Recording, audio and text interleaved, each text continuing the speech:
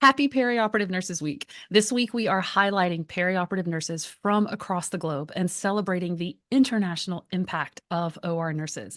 And today, we're speaking with Andrew Veitch, who is currently an OR nurse in California, but is originally from South Africa. Andrew, thank you so much for joining us today. It's such a pleasure, and I'm glad you asked me. Really cool to chat. Yeah.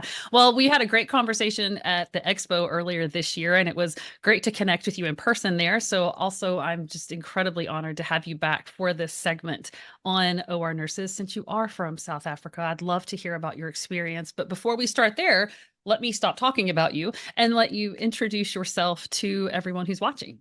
Okay, cool. Well, I'm Andrew. I'm originally from Cape Town, South Africa. I've been in the States now 23 years.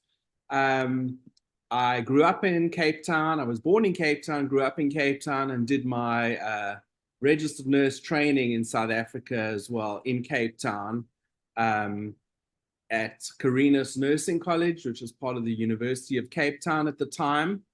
And it was a 4-year training program. So in that respect, it's a little bit different from the States. We don't have prerequisites. You literally finish high school the first week of December, and Okay. first week of January, you start in nursing school. Uh, Really? at the university or the college of Wow. nursing, and it is 4 years of solid nursing training. So that's what I did. I didn't really know what I wanted to do initially. I had been a paramedic already, in which I became during high school. I was already a paramedic, and Wow. that's the early days of paramedics. So I was one of the sort of very, very early initial paramedics before they were a thing.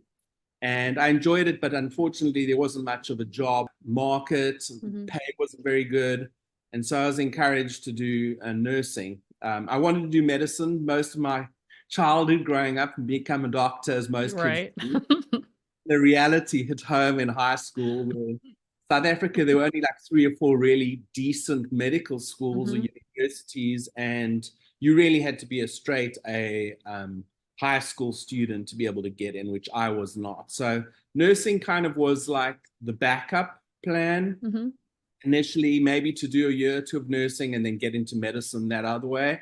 However, after my first year of nursing, and the thing is that nursing training in South Africa, you literally, I think we spent the first 3 months in lectures Mhm. at or at the College of Nursing, and then we went to the ward Right. for Wait, hold on. So you had only been in nursing school for 3 months, meaning like you just graduated from high school four yes, months ago. And yes. within 3 months, you were working on the floor?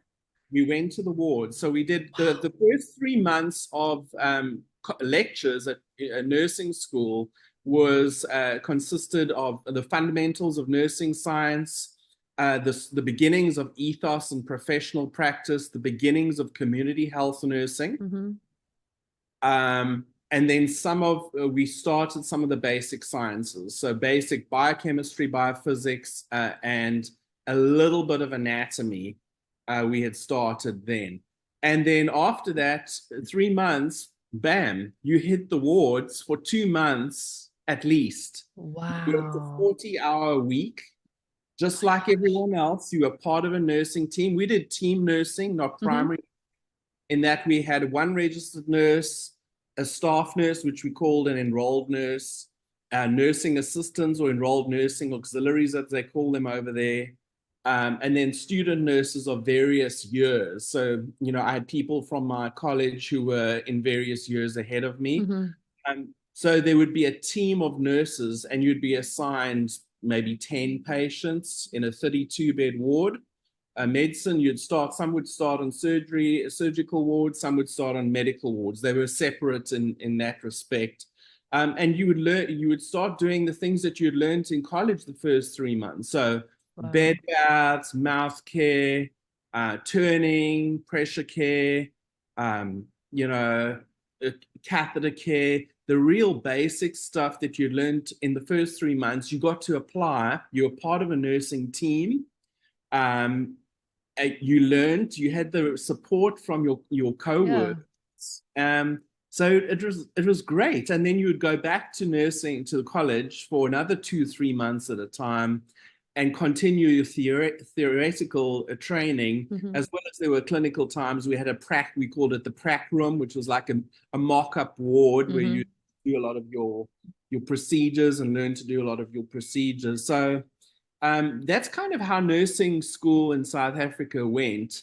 It was 4 years continuously just nursing. So we're not talking, there was no such thing as doing American history or the history of jazz or some of these random things you hear about. Underwater basket weaving. So, Yeah, it's like these random things that I hear yeah. about this. But yeah, you did 4 years of solid nursing. And that is because to become a nurse in South Africa back then, I don't know if it's changed now, but you had to also become a registered midwife. So you Really? do a full course in midwifery, which I did, Oh, and wow. register with the council, the South African Nursing Council as such.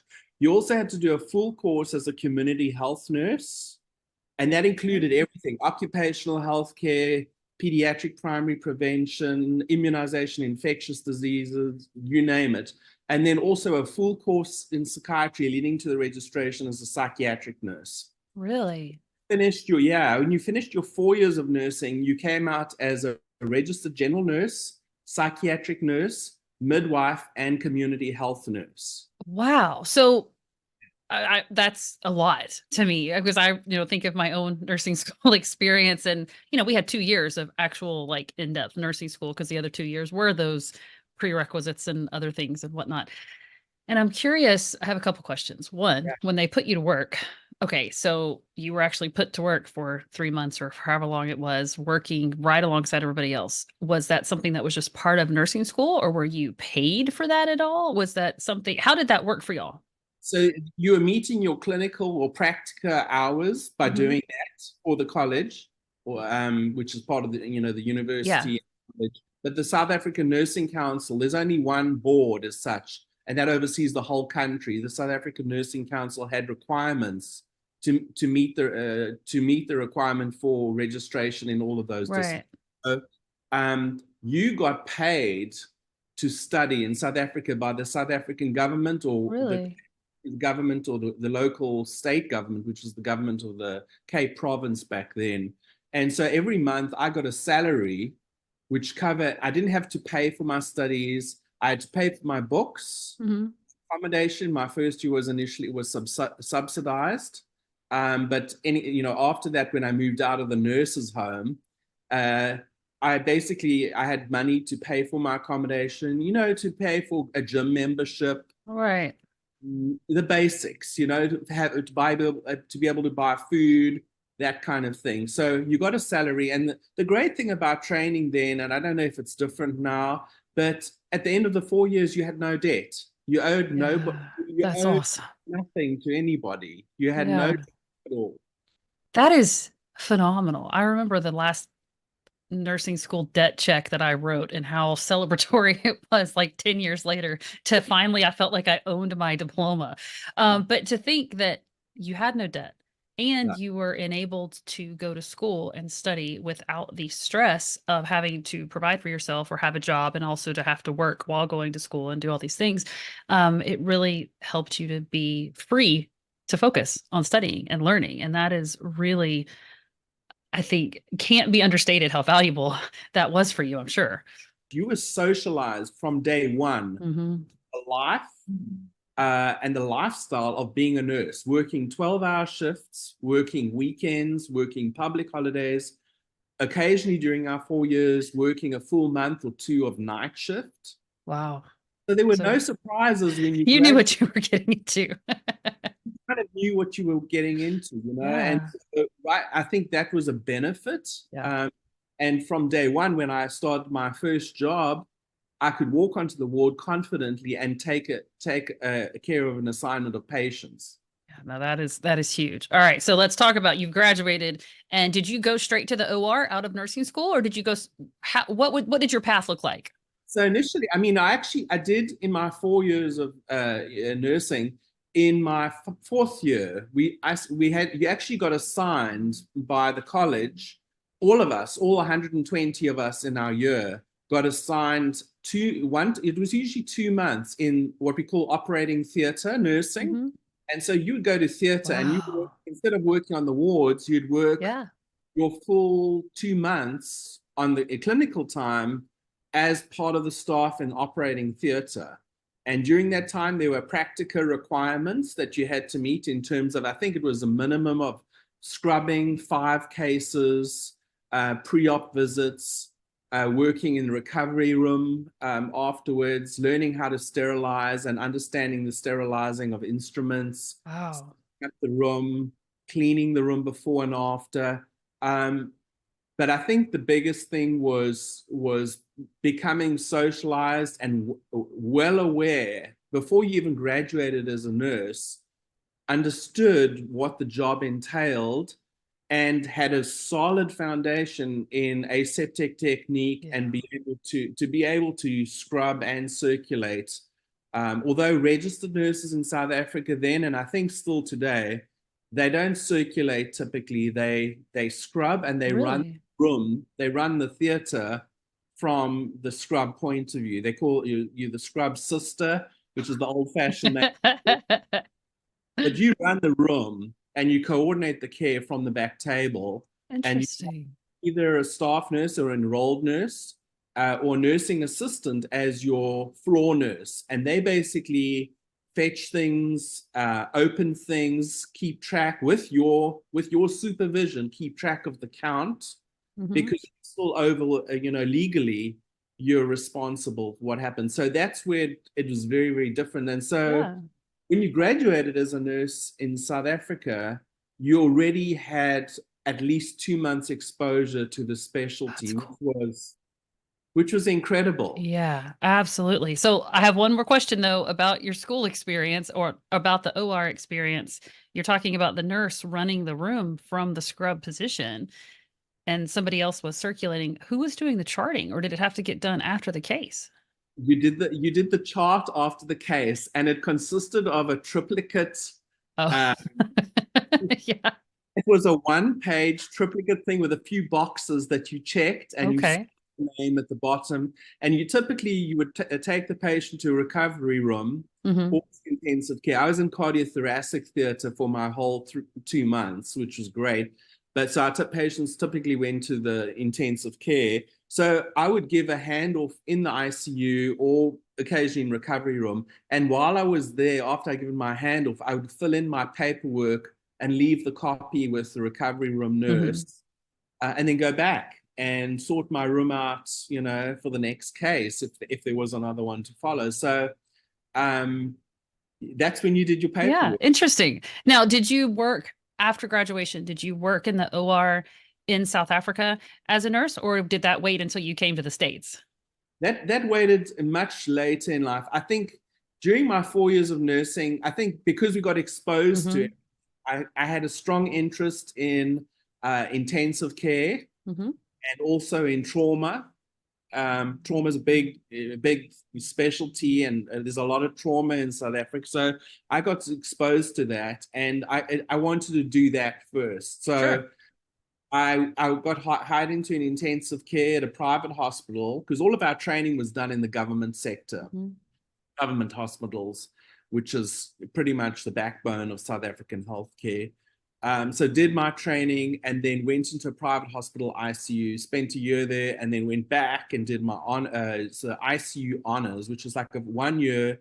In order to specialize in anything in South Africa, you actually have to go back to university for at least 1 to 2 years to become a specialist nurse. So I became a critical care nurse specialist. And if you had wanted to work in the operating room and sort of move up and progress, become a shift leader or in charge, or a charge nurse, you had to do the theater course. Really? And it was going back to school to become a theater nurse and to specialize. And you would have lectures during that full year, but you would also be spending a certain amount of months working in different specialties. So you'd maybe spend a month working in neuro, theater, maybe a year working in gynae theater, Yeah.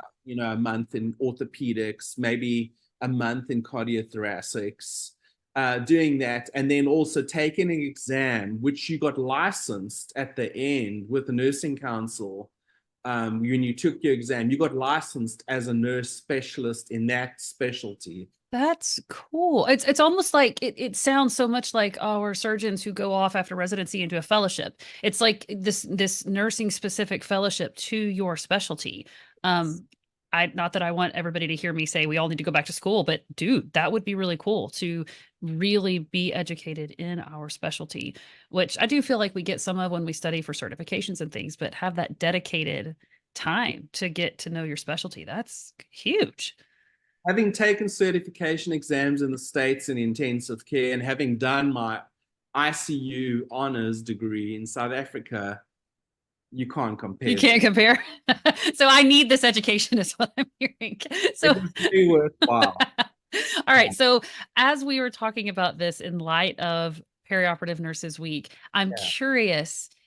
You did get to see the OR in South Africa and you were there for 2 months. And then when you got to the States and you did eventually transfer into an operating room, what was it like for you in the States versus in South Africa? Things have changed a lot. Like what?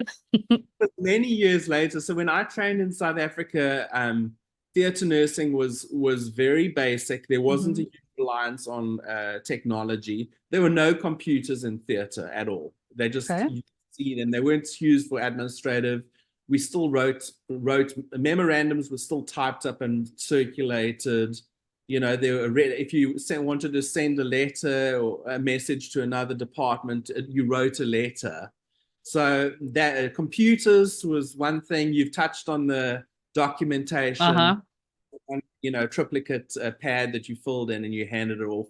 I think the other big things were luckily where when I came to the OR at Stanford, the nurses, probably a majority of the nurses scrub, so Mhm. that was similar to the nurses, scrubbing in South Africa.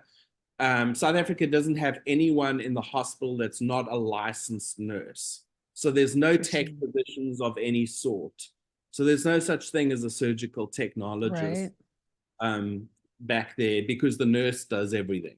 Okay. Uh, so that was one of the big changes. I think it was kind of, we had everything was linen and everything was recyclable and Mhm. reprocessable.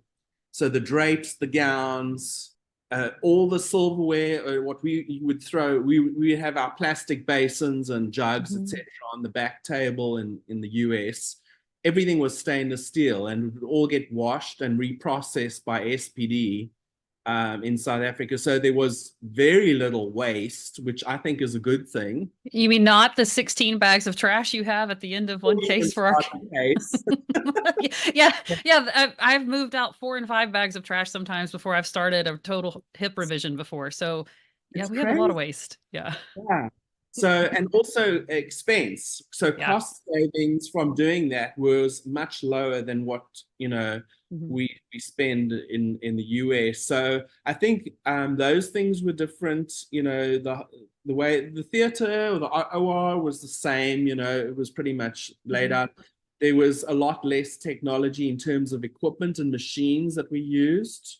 Um, in terms of the setups, we didn't use nearly as many trays of instruments. If I remember doing like cabbages and stuff in South Mhm. Africa, or learning from my preceptor to scrub cabbages, man, it was a tiny little back table, two of them put in an L shaped, and a Yeah. couple of bin stands, and that was the sum total of our setup. Wow. So Wow. I've we, seen pictures of cabbages for uh, the USORs, and there's a lot of stuff. it's crazy, and so I Yeah. think we did a lot with With a less, little, yeah. which is, I think, a good thing. And I think it's potentially the way things are going to go eventually Yeah. in the States to simplify and cut down costs. But Sure. And sustainability and just looking at yeah, ways that we can help with the environmental impact that OR has. yeah, One thing I have asked everyone that I've interviewed so far this week, I'm curious because, yes, you speak English in South Africa and you trained in South Africa, but I'm sure that there were communication difficulties from your experience in South Africa and then coming to the OR or to nursing in the States. Did you find that there were differences or communication issues that you struggled with? Um, I wouldn't say, I mean, I think nurses, the training in Africa makes you very assertive. Hmm. Um, you definitely have to have a voice over there as a nurse, and you've got a really strong grounding in Oh, good. ethos and Hmm. professional practice, patient advocacy. Uh, Nursing in South Africa is you do it because you want to do it because there's no money in it. So Hmm. the people that did are very committed to to what they did, to taking care of patients. It wasn't a job, you know. Right. Um, I think in terms of communication differences, the assertiveness, the ability to, assert yourself and be, fairly firm is good, and have a voice. Especially working in theater nursing here in the States, I think being an advocate and Hmm. being able to say, stop, we're not doing this, or that we're not progressing, Right. to have a voice here is very important in the operating theater, especially. Um, Communication differences, I think it's pretty much the same. Pretty much the same. I always wonder too, it's like maybe there's an instrument that you called one thing and then we called it something completely different, but it was really all the same thing, or just, the ways that we refer to different stuff. Sometimes you wonder if, our shared language actually is shared or if something just I think is different. sometimes the medications we Hmm. called lidocaine, we called it lignocaine back in South Africa. Okay. Epinephrine generally was referred to as adrenaline, not epinephrine. Okay. And then Interesting. obviously some of the drugs had different trade names that we used. Mm. But in the OR, it was a little bit different because we actually had anesthetic nurses who would assist the anesthesiologists or anesthetists, as we call them.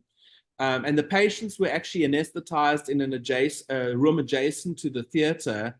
They didn't Really? come into the theater itself awake. They're already lined, intubated. Really? While we were doing the one case, the next patient was in the anesthetic room next door, having their lines put in and being intubated, basically prepped for surgery. So the moment the other patient had been moved out, the room was clean, the patient would go in and we would start the case because there was a separate room called a setting room, also built onto the theater where you as the scrub nurse would be setting up your back tables during the preceding case. So there were Really? so literally as the Mhm. patient rolled out, the room would be cleaned. Everyone would come in and you'd start the case because everything was ready. Oh my God. So wait, so you have a separate room on the OR where your back tables are already opened and everything Oh, is ready to go. And then as soon as that room is turned over and clean, the next table just rolls in and it's ready? start, correct. I That's know cool. in terms of efficiency, and when I came to the States and I wasn't working in the OR at the time, but I was exposed to the OR because I'd Mhm. bring patients in, etc. From, I was a helicopter nurse prior to this. Yeah. So I saw the layout. I'm like, where's their setting room? Where's the anesthetic or induction room? It's not here. We don't have that. And I often speak to anesthesiologists and to, colleagues, and I'm like, that would improve efficiency so much if we had that kind of setup. Yeah. Because hopefully it halves or even it decreases your turnover. Basically, your room just has to be cleaned. That's it. Yeah. Wow. That is so I have learned something new every day this Yeah. week as we have talked to people from other countries and seeing how surgery and surgical care is done somewhere else. And it's, we get into our maybe sometimes with our blinders on or get into our silos and think that OR nursing only looks like how we see it in the States, or it only looks like how we see it in these other countries where we've worked. And then you hear people from around the world talking and you hear how it can be other places. And you're like, oh, we can learn from each other. We can maybe implement something new or find another way of doing things. I love that. I love I would hearing these say, things. we're doing things so more efficiently. Forget the whole like turnover stuff. I mean, there's even a better way than this, but That is requires phenomenal. planning. You have to design your Hmm. facility to facilitate that. Yeah, and staff appropriately, of course, and have all the people that you need, which is always a struggle, I know. Correct. Well, as we bring this interview to a close for today, I think I could talk to you all day because this is just fascinating. But I'm curious. We are celebrating Perioperative Nurses Week, and I would love to hear from you. Do you have any advice or encouragement that you want to share to any of the OR nurses who may be watching it, or even somebody thinking about going into the OR? What would you tell them? I would say, and having been a nurse for probably 32 years now, having worked in ICU for many years, having been a flight nurse for 19 years and a trauma ER nurse, I would say that OR nursing is the best kept secret. Oh, that is an excellent answer. I really believe it. In terms of having one patient at a time that Hmm. you focus on, in terms of having the ability to also scrub, so your technical skills and know-how is and that part of your brain that is stimulated and you feel involved in the actual surgical care of the patient, making anatomy come to life through that, coordinating the patient's care. Um, I think every day, and I share that special moment with the patient before I take them back. Hmm. Um, and to know, and they look at me, and you know in their eyes that they trust you Mm. 100% with their lives. And for Yeah. me, that's humbling. I've always said it's a privilege for me to be a nurse. And literally to make a difference in our patients' lives. And I think that's what sustained me for 32 years. I mean, I hear nurses wanting to quit, new nurses, they say that something like 35% of new grads are quitting within the Mm. first few years of their career. And honestly, what I can say, what sustains me and what's kept me going for 32 years is having a passion for patients, Mhm. never mind the job and everything else, but the passion for patients and to take care of them and to understand the extreme privilege that we have to do so. That's what makes every single day worth it. And you and I have shared stories of how we hellish days Oh yeah. and we just want to go home and have a drink. Hmm. Yeah. And I tell you, but that is what sustains us in the long term and keeps us going. My colleagues have been in the OR. One just retired after 45 years. She said exactly the same thing. She Yeah. says that's what makes every day worth it. So I say focus on, if for want of a better word, focus on your vocation, focus on your why for being a nurse daily, because that's what will keep you going. That's what will keep your spirit and your fire. Because God knows we're living in difficult times in terms of Right. nursing and hospital practice. So there's so much that demoralizes. So focus on that. Yeah. Keep that spirit alive through doing that, because the patients, if nobody else appreciates it, the patients really do. Yeah. And that is ultimately what matters. And keeping our focus straight helps keep everything in perspective for why we do what we do. So, Andrew, thank you so much for joining us today. So honored, so grateful for this opportunity, and look forward to chatting again. Absolutely. Well, that is going to do it for today and for our spotlight for today. Tune in tomorrow for another Nurse Spotlight. I'm your host, Melanie Perry, and on behalf of our whole team, thanks for tuning in to First Case.